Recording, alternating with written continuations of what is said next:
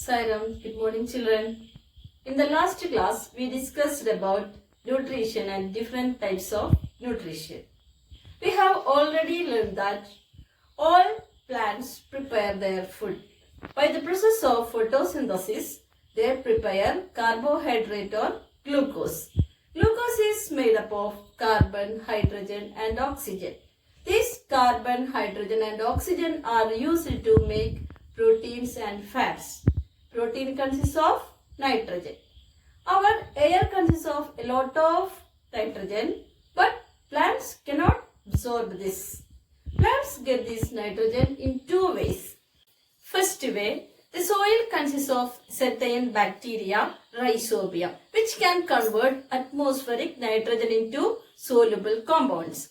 Plants can absorb these soluble compounds with water. Then second way, farmers add manures and fertilizers which is rich in nitrogen. Then plants can absorb this nitrogen. There are some non-green plants.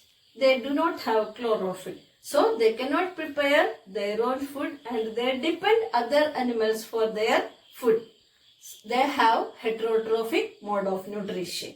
These heterotrophic plants are parasites, insectivorous plants, saprotrophs and symbiosis or symbiotic relationship.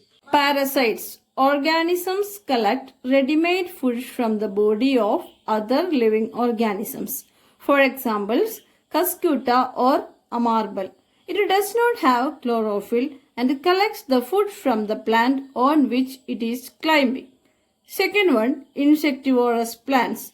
Insect-eating plants are called insectivorous plants. For example, pitcher plant. This plant catch insects and consume insects. When an insect enters in the pitcher plant, the lid closes and it traps the insect.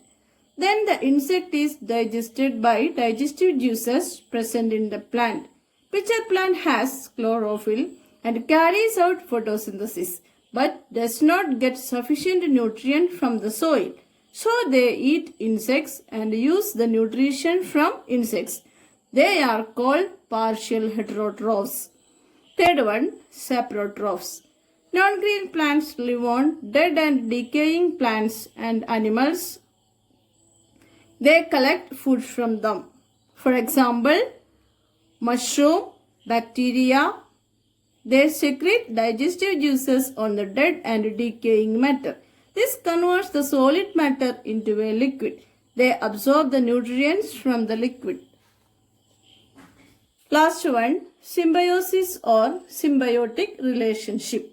Two different kinds of organisms live together for their mutual benefit, share shelter and nutrients, and is called symbiotic relationship or symbiosis. Example, lichen. Algae which is an autotroph with chlorophyll and a fungus which is saprotroph live together and is called lichen. Fungus gives shelter, water and minerals to the alga, while the alga supplies food to the fungus.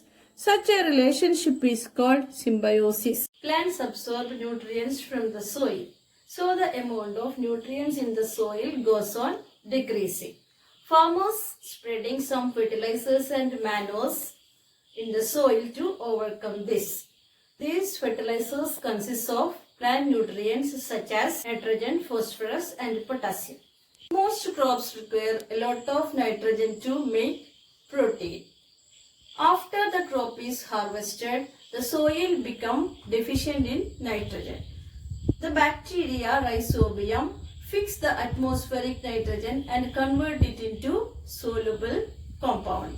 But this Rhizobium cannot make its food. Therefore, it lives in the roots of leguminous plants like gram, pea, etc., where they get its food and shelter. In return, this bacteria gives nitrogen to them. This is an example of symbiosis or symbiotic relationship. Farmers know that they do not need to add nitrogen fertilizer to the soil in which leguminous plants are grown. Let's revise this portion. In this portion, we learned about how plants get nitrogen from the soil. Can you recall it? Rhizobium bacteria helps plants to absorb nitrogen from the soil. In addition to this, farmers add nitrogen-rich fertilizers in the soil. All these practices provides nitrogen to the plants for their growth. Next, we studied about different types of heterotrophic nutrition in plants.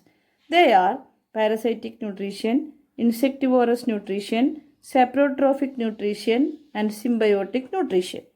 In parasitic nutrition, plants are non-green and they collect ready-made food from other plants. Example, Cuscuta.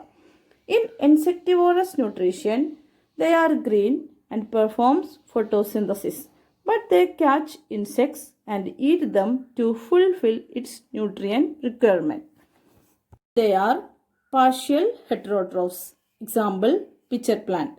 In saprotrophic nutrition, they are non-green and collects the food from dead and decaying matters in the form of liquid.